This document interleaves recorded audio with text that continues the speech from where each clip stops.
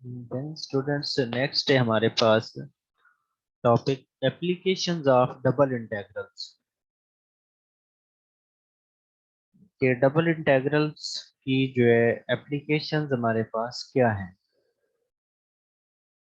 If the representative element of mass which is continuously distributed over some region d of xy plane is taken to be dm। जो मास का continuously distributed reason है थोड़ा सा, where dm is equal to delta xy और dxy equal होगा delta into xy into d of a, where delta into xy ये क्या है, डेंसिटी है at point x y of d. X y point के ऊपर डी की density जो है वो delta into x y. Then double integration में बी यूज्ड टू कैलकुलेट। फिर डबल इंटीग्रेशन जो है उसको यूज किया जा सकता है कैलकुलेट करने के लिए। इसका स्टेप वन है कि द मास m बराबर है double integral delta x y into d of A. मतलब डेल्टा एक्स वाई जो है वो स्मॉल पार्ट के लिए है, एरिया है, इंटू डी ऑफ ए। तो फुल जो मास है उसका एरिया मालूम करने के लिए हम उसको इंटीग्रेट करते हैं। तो नेक्स्ट है हमारे पास centre of gravity. Centre of gravity मालूम करने के लिए स्टूडेंट्स जो एक्स बार है उसको हमने इक्वल रखा है double integral x into delta x y into d of A divided by double integral delta into x y into d of A. और y बार इक्वल है double integral y into delta x y into d of A double integral of delta into x y into d of A.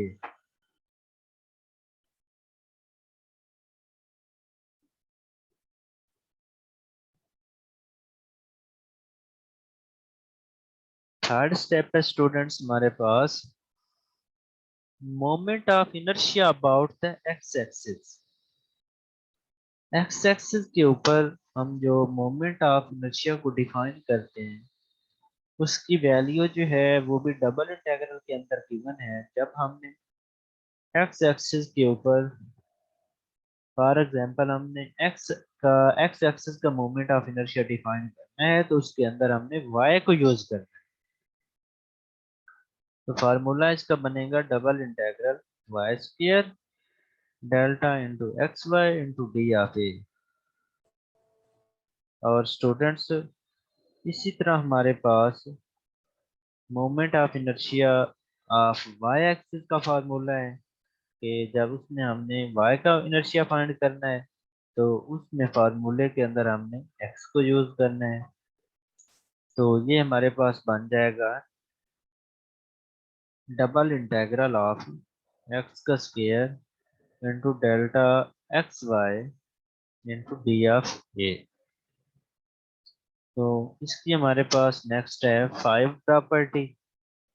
Five property के अंदर हमने consider कर लेना है दूसरा इसका डिफाइन किया गया है polar moment of inertia about the origin.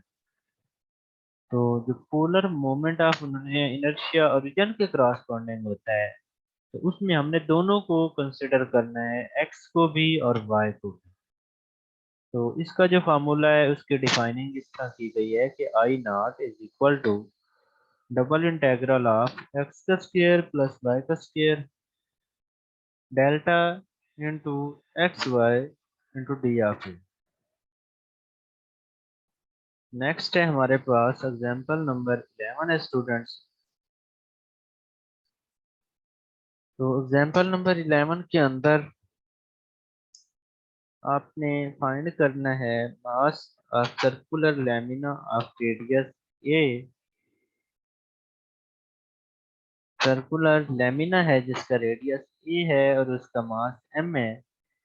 If its density at any point is k times the distance of this point from the center of the circle.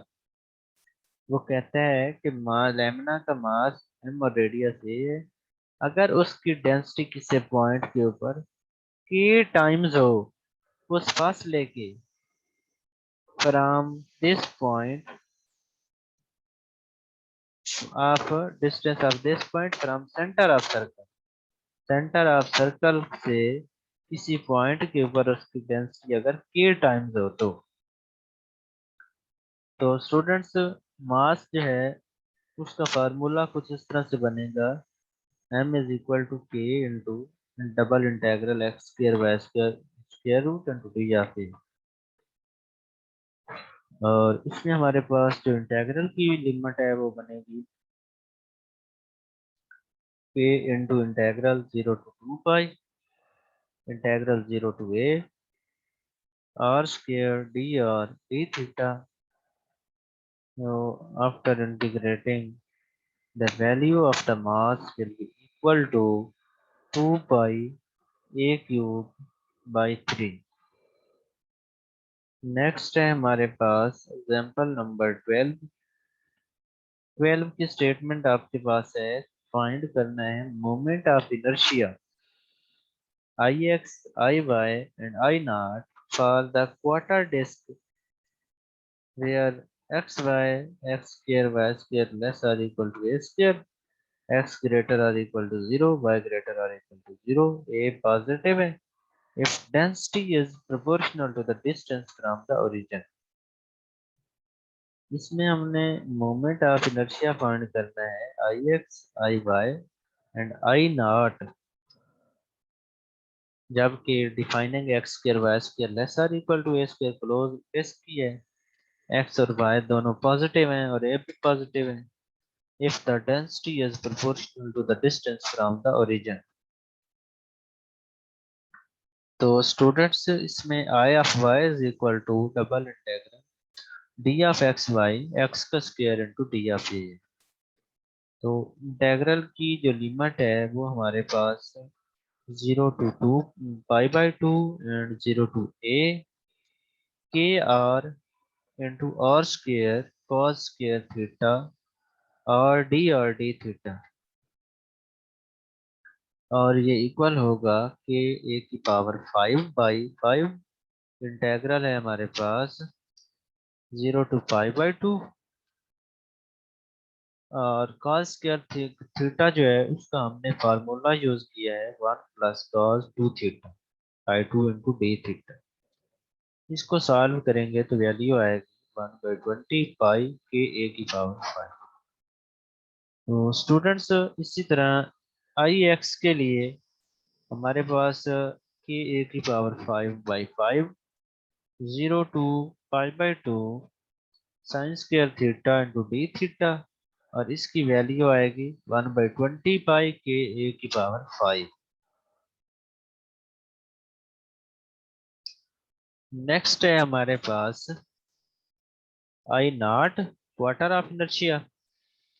तो इसका जो फार्मूला बन रहा है के ए की power 5/5 integral 0 to π/2 into d of theta and after solving the quarter of inertia the value will be equal to 1/10 pi k a की power 5।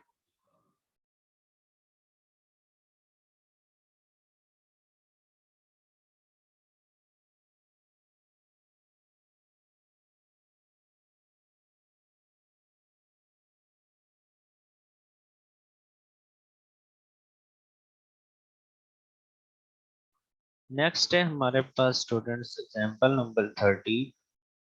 इसमें हमने एक तो सेंट्राइड फाइंड करना है ऑफ प्लेन एरिया का of uniform density bounded by the parabola y is equal to 6x minus x square and straight line y is equal to x। हमें एक तो इसमें स्ट्रेट लाइन की इक्वेशन दी हुई है और दूसरा पैराबोला की इक्वेशन गिवन है और हमने इसके अंदर फाइंड करना है सेंट्रॉइड प्लेन का। तो स्टूडेंट्स, आपने देखा है कि हमने जो फार्मूला डिस्कस किया है सेंटर ऑफ ग्रेविटी का, तो x के लिए उसकी जो वैल्यू है, x का जो x बार है उसका फार्मूला कुछ इस तरह से डिफाइन किया गया है। उसमें हमने 0 टू, इसमें डबल इंटीग्रल जो है, इंटीग्रल की लिमिट है हमारे पास 0 to 5 x to 6x - x का स्क्वायर, एंड फंक्शन इसमें आएगा x into d y d x divided by integral 0 to 5 integral x to 6x - x square y into d x. तो स्टूडेंट्स, जब हम x के y के respective इसको solve करेंगे तो वैल्यू आएगी हमारे पास 0 to 5 इंटेग्रल 5x का square minus x cube into d of x divided by integral 0 to 5 5x minus x का square into d of x। और उसके बाद हमने जब इसकी x के रिस्पेक्टिव इंटीग्रेशन ऊपर और नीचे दोनों साइडों पे करनी है, और इंटीग्रेशन करने के बाद हमने इसके ऊपर लिमिट इसकी अप्लाई करनी है 5 और 0। जीरो अप्लाई करने की वजह से जो फंक्शन है वो जीरो वाला पार्ट, दूसरा पार्ट सारा जीरो हो जाएगा, और जो फर्स्ट पार्ट है उसकी हमारे पास जो वैल्यू बनेगी 625/12, और नीचे हमारे पास इसकी वैल्यू आएगी 125/6। तो स्टूडेंट्स, जब हमने इसको कैंसिल करना है तो 6 और जो 12 है उन्होंने आपस में कैंसिल होने हैं, और कैंसिल होने के बाद इसकी वैल्यू फ्रैक्शन के नीचे आ जाएगी तो ये 2 बन जाएगा, और 625 और 125 जो है इन्होंने कैंसिल होकर इसकी वैल्यू फ्रैक्शन के ऊपर आनी है और 5 होगी। एक्स बार की वैल्यू इस तरह हमारे पास आ जाएगी 5/2। तो उसके बाद हमने फाइंड करनी है वाई बार की वैल्यू। इसी तरह ये इसके अंदर जो डबल इंटीग्रल है उसकी लिमिट हमारे पास होगी 0 to 5 x to 6x - x का स्क्वायर, और इसमें हमने y को यूज करना है, dy/dx आ जाएगा, और फ्रैक्शन के नीचे हमारे पास आएगा इंटीग्रल उसी तरह, उसकी लिमिट रहेगी 0 to 5, और जो दूसरी लिमिट है वो है x to 6x - x का square into dy/dx।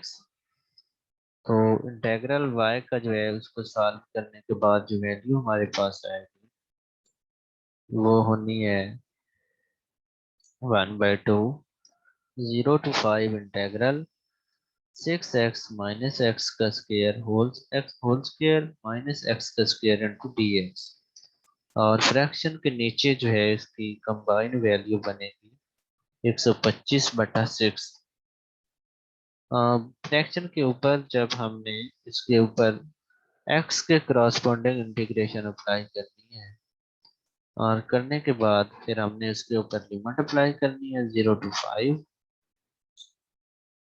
to 5 limit apply करने के बाद फंक्शन की जो वैल्यू आएगी उसको हमने 2 के ऊपर डिवाइड करना है। तो डिवाइड करने के बाद हमारे पास जो आंसर आएगा वो होना है 625/6, और जो नीचे वाली फ्रैक्शन है उसकी वैल्यू हमारे पास आनी है 125/6। तो ये जो 6 आपस में दोनों एक दूसरे के साथ कैंसिल हो जाने हैं, और 625 डिवाइडेड बाई 125 इक्वल होना है 5। That's all students.